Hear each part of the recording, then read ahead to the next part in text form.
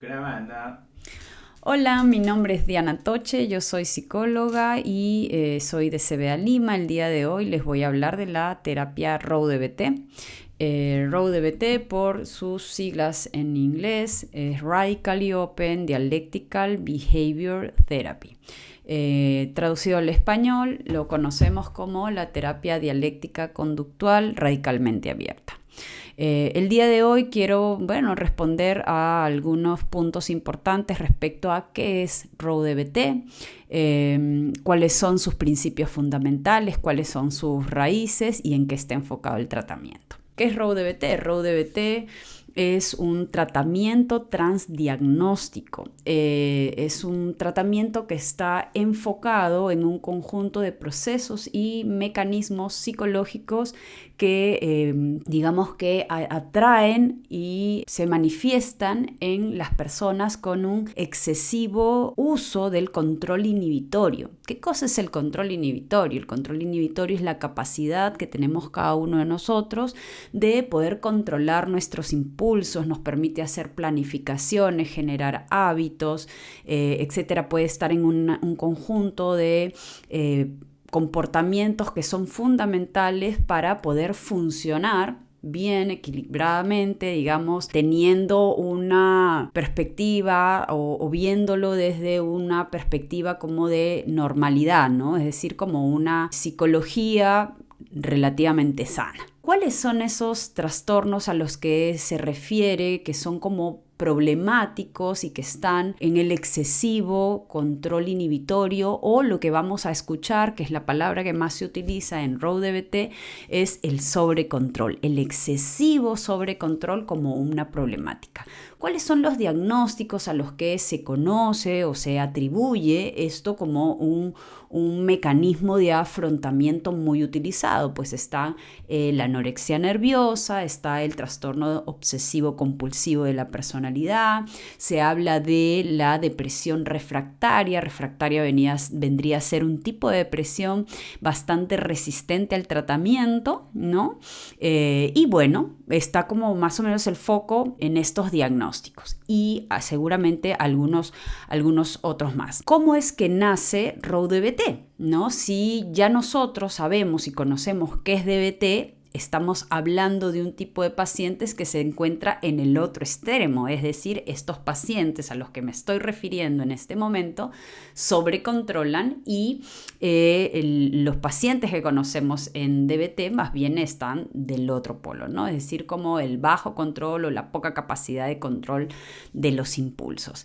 Básicamente, cuenta por ahí Lynch en alguno de los videos que he podido encontrar en internet, digamos que no hay mucha información al respecto, pero él trabajó con Marshall Linehan, ¿no? Él formaba parte del equipo de investigación de Marshall Linehan y él cuenta un poco como que en algún momento el equipo decide cómo llevar adelante la prueba de algunas habilidades y del tratamiento en sí mismo en diferentes grupos de pacientes, y cada terapeuta tenía que escoger o elegir un grupo de pacientes.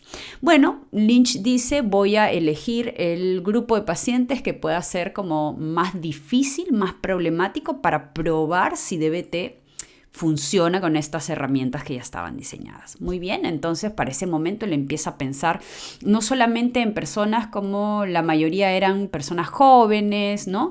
Él piensa en pacientes que ya sean como mayores de, ¿no?, 50 años por ahí para arriba. Él busca pacientes con una severa depresión porque él veía y encontraba que podían ser un tipo de pacientes un poco más complejos.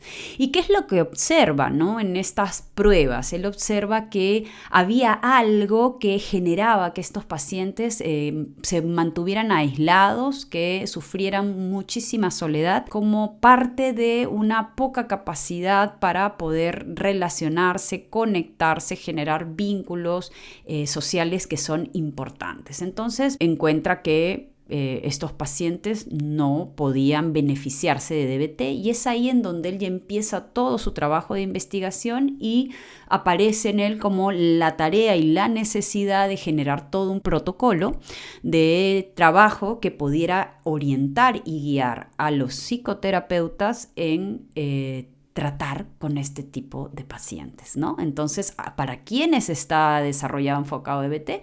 Para profesionales que estén interesados y quieran formarse, quieran saber cómo intervenir con ROW-DBT en problemas que se caracterizan por el excesivo sobrecontrol. ¿Qué incluye la terapia? ¿Cuáles son como un poco sus raíces, ¿no? Evidentemente, DBT es una de sus principales raíces y es un poco como que él fundamenta el motivo por el que él decide mantener el DBT en el título del tratamiento, que fue una cuestión al parecer de mucho debate. Luego él termina diciendo que es una costumbre en la TCC, ¿no? El utilizar como algunas siglas del tratamiento con el cual ellos están como acoplando. Entonces, bueno, es ahí que él decide tomar de la terapia dialéctica conductual el enfoque y a su vez sabemos que tiene mucho de FAB, ¿no? De la terapia analítica funcional. Se habla también mucho de mindfulness. Sabemos que también tiene algunos componentes de la Gestalt. Se habla también mucho en el libro y ustedes lo van a poder observar en el tratamiento, y está pues, ¿no?, transversalizado también en todas las habilidades el tema de la teoría de la evolución, y como parte también de su enfoque filosófico se habla del sufismo Malamati. Vamos a ver que esto está como parte de los enfoques. Entonces, ahora quiero pasar a mencionarles cada uno de los principios fundamentales que están en este tratamiento, en esta terapia. Bien, uno de los primeros y principales y centrales principios que están en ROW-DBT, partimos, ¿no?, de la idea de que somos tribales por naturaleza. ¿A qué se refiere Lynch con esto? Bueno, él habla de que para que nosotros hayamos podido sobrevivir como especie, era muy necesario para nosotros poder tener lazos que nos conecten, que podamos trabajar en equipo. Entonces, para él esto es como muy importante para luego entender el problema que trae para estos pacientes el encontrarse en excesiva soledad. Luego, él habla que es muy importante para el bienestar psicológico la confluencia de 3 factores. Uno de ellos es la apertura, que tiene que ver con la capacidad de poder recibir feedback de los demás, del entorno. Luego viene la flexibilidad como una habilidad que nosotros conocemos en la psicología, muy importante para las personas. Y tercer aspecto importante en el bienestar psicológico tiene que ver con la conectividad social. Entonces, para él, estos 3 tienen que estar y aparecer y se tienen que motivar y trabajar en los pacientes, ¿no? Estos 3 vendrían a ser lo que él llama y conoce como apertura radical, ¿no?, que es el principio filosófico central y parte de las habilidades muy importante. Bueno, luego viene otro aspecto principal, que es la señalización social importa. Para él, este déficit en la señalización social generaría en muchos pacientes esta soledad, este aislamiento, entonces es parte importante. Luego habla de que para él ha sido muy importante, obviamente él venía de haber trabajado con los grupos en DBT. Entonces, para él las diferencias fenotípicas y genotípicas eran importantes para saber que esto debe ser considerado al momento de tener una propuesta de terapia, según el estilo de afrontamiento de estos pacientes. Luego él dice que él sobrecontrol es un paradigma multifacético, es decir, que hay un conjunto de transacciones muy complejas que abarcan el tema de lo biológico, el tema del entorno y los estilos de afrontamiento que son muy individuales, muy personales. Luego también dice que las personas con trastornos de sobrecontrol hay que entender que tienen déficits y excesos biotemperamentales que van a generar que estas personas sean rígidas por consecuencia y que a su vez pues esto haga que sean personas muy poco flexibles al momento de tener que adaptarse a situaciones cambiantes. Otro punto que resulta muy importante, yo creo que puede ser muy valioso para muchos terapeutas que en su momento como yo me encontraba muy entrampada en pensar esto viene del sobrecontrol o del bajo control, él habla de que se necesita de fuerza de voluntad para apagar nuestra fuerza de voluntad. ¿A qué se está refiriendo aquí? Pues básicamente que el sobrecontrol muchas veces puede venir a generar hábitos no saludables, hábitos negativos, porque de alguna manera se agota o se desgasta la energía que la persona pone para seguir sobrecontrolando. Es como que esto se termina en algún momento y pues puede llegar a generar ciertos patrones de comportamientos que nosotros podríamos relacionarlo más o haberlo visto más en pacientes con bajo control. La apertura radical, y esta es una premisa muy importante, dice que supone que no vemos las cosas como son, sino que vemos las cosas como somos nosotros, desde nuestros propios sesgos de percepción, más o menos es lo que se explica en algún momento en las habilidades.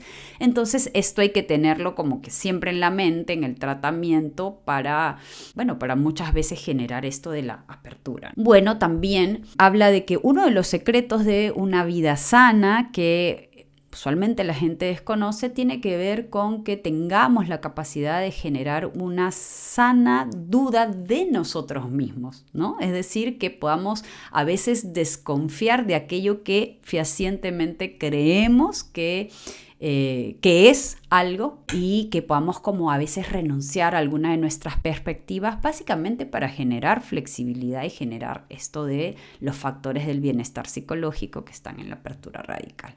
Finalmente, la apertura radical, dice Lynch a todos aquellos que quieran trabajar en esta terapia, la apertura radical y la autoindagación no es algo que se obtiene por fines intelectuales, sino básicamente de la práctica en la propia vida del terapeuta, es lo que le va a permitir poder trabajar con sus pacientes desde este enfoque.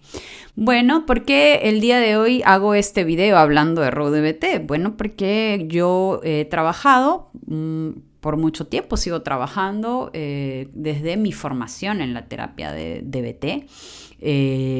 DBT me ha permitido muchísimas cosas en mi trabajo con los pacientes, y cuando empiezo a leer sobre ROW-DBT me ayudó a aclarar muchísimo algunas cuestiones que veía en algunos pacientes, pero que yo no podría decir que encontraba una explicación sólida y a la misma vez una forma en que yo pudiera ayudar a mis pacientes. Entonces, bueno, eso fue como mi principal motivación, lo que lo hizo muy atractivo, y al día de hoy pues me sirve muchísimo, obviamente, todo lo que sé de DBT, y cuando es necesario pues complemento el tratamiento con todo lo que sé y conozco de ROW-DBT. Para mí me ha sido súper útil. Muy bien, esos son todos los principios centrales, fundamentales. Creo que he explicado un poco para que se pueda entender a qué nos estamos refiriendo y todo lo que nos trae ROW-DBT en el tratamiento. Eso sería todo de mi parte. Gracias por su atención. Nos vemos en un próximo video.